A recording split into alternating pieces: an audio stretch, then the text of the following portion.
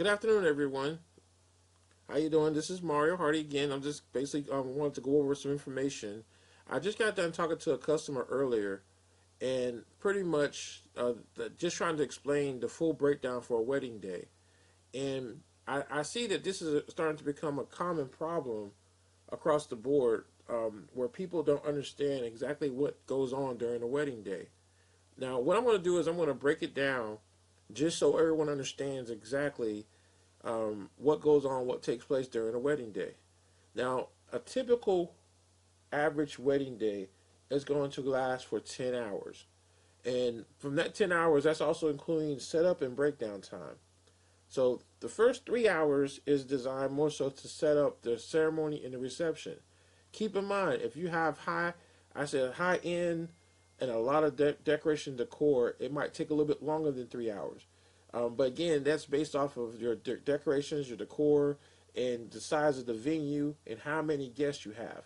So 3 hours can easily turn into 4 or 5, but again, depends on how many. But your average time to set up a wedding is about 3 hours. Then you have your wedding ceremony. Your wedding ceremony technically is about 30 minutes. If you're not doing a lot of different things in your wedding ceremony, your ceremony pretty much is like 30 minutes. And that pretty much, that 30 minutes is like from the time your guests come in, they sit down, the interest of the bridal family, the interest of the bridal party, the interest of the bride, the actual exchange of vows, the actual ceremony itself, directed by the minister, and then the reception, which is pretty much a reception, which is when the bride and groom exit. All that is pretty much roughly about 30 minutes. From the ceremony, you go into your wedding social hour. Now, the wedding social hour is key for the photographer. The photographer, he or she, is going to take pictures. They need at least a minimum of 45 minutes to be able to get some good pictures of the bridal party and the bridal family. Normally what happens is we separate the guests. The guest goes into a neutral location or the reception hall, either or, to where they're basically sitting back, socializing, talking about things in general, and being entertained with either some light music or some just little snacky foods just to eat on. So that's the two things that happen during the social hour.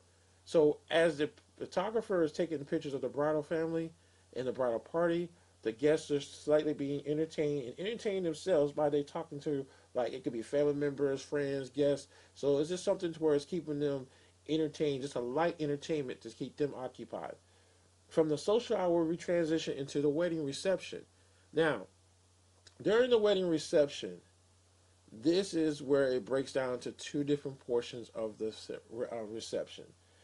I do it to where there's a formal portion and then there's an informal portion. Now, during the formal portion, the way things start off is the grand entrance of the bridal party and the bride and groom.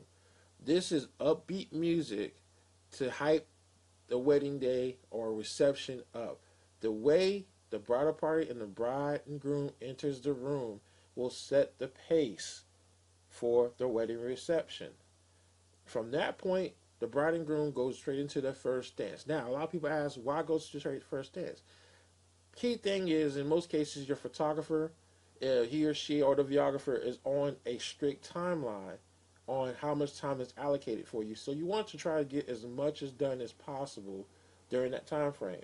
So some people go straight into their first dance, get it out the way so they can enjoy themselves, have a good time with it, and then they actually go and take a seat. At that point in time, the food is blessed, and then everyone eats. Now, it's either cater or, like I say, cater, the food, I'm sorry, not cater, it's either going to be buffet or it's going to be a plated meal. So if it's buffet, it might take a little more time, depends on how many guests you have. If it's actual plated, then that's where they have proper enough servers to serve everyone. So that's what takes place during that beginning portion of it. During the dinner will last anywhere between 45 minutes to an hour, depends upon how many guests and how much food is being served. From that point, we go straight into our actual bridal toast and cutting of the cake.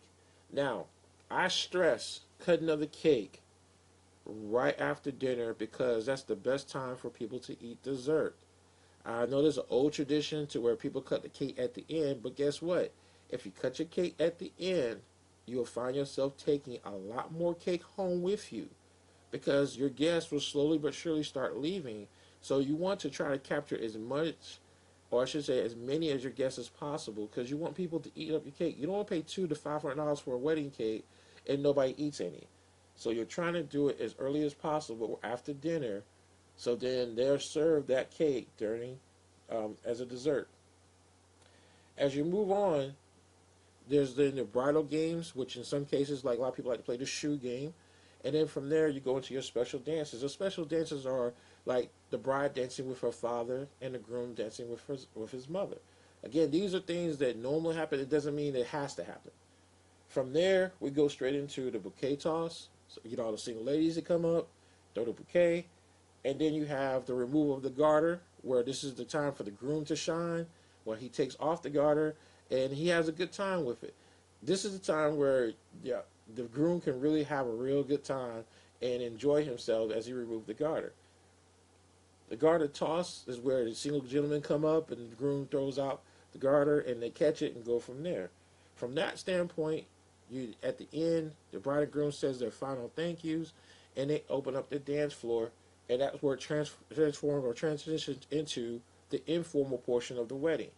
Now, opening the dance floor. This is one of the biggest issues or problems I've had in the past, where brides and grooms want to open up the dance floor during the formal portion of the reception.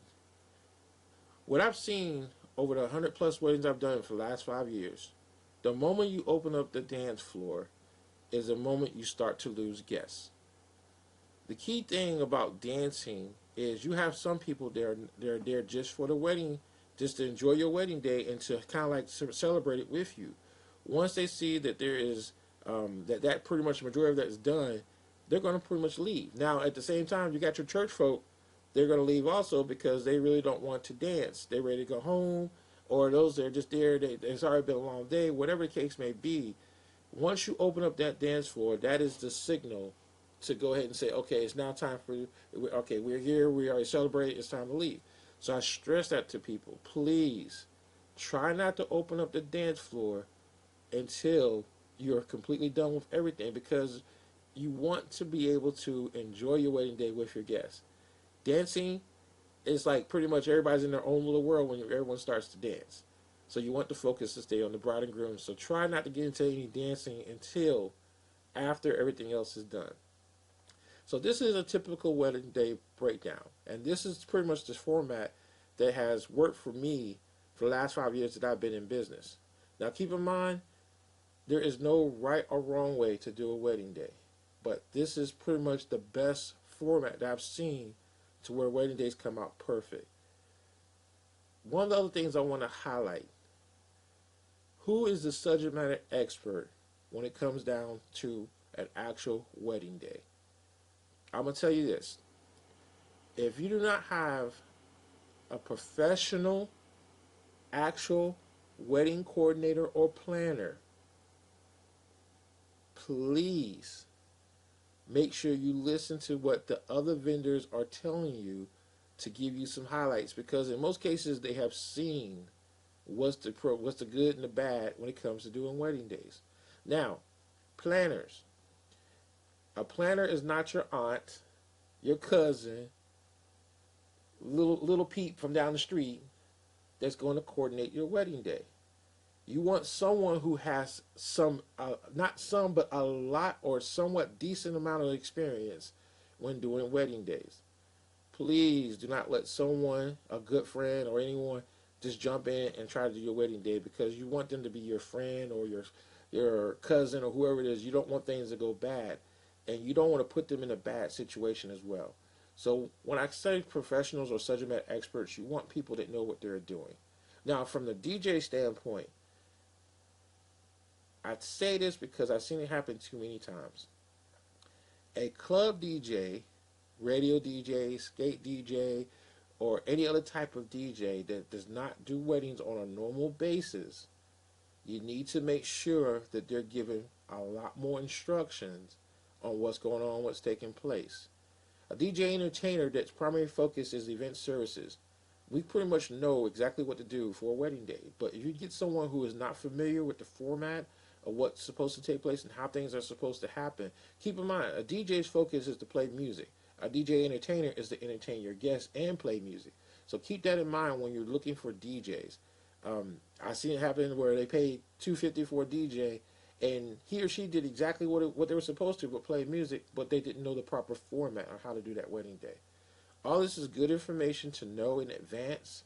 So before you start hiring people and you start trusting people with your wedding day, please make sure they understand what your vision is. They understand exactly what you're expecting. And at least at the same time, make sure everyone's on the same page. You hire a team that all works together completely well, not someone that's completely in their own little world, only focused on themselves. The focus is the bride and groom, and if you have vendors that don't understand that, you might want to either replace them or get them to understand that this is your wedding day, and the focus should be them. But that's just me. That's just my input from a typical wedding day breakdown. I hope you enjoyed the information. I'll actually put this slide directly underneath this video so you can go back and look over it. And if you have any questions, just hit me up on Facebook. I'll talk to y'all later. Bye.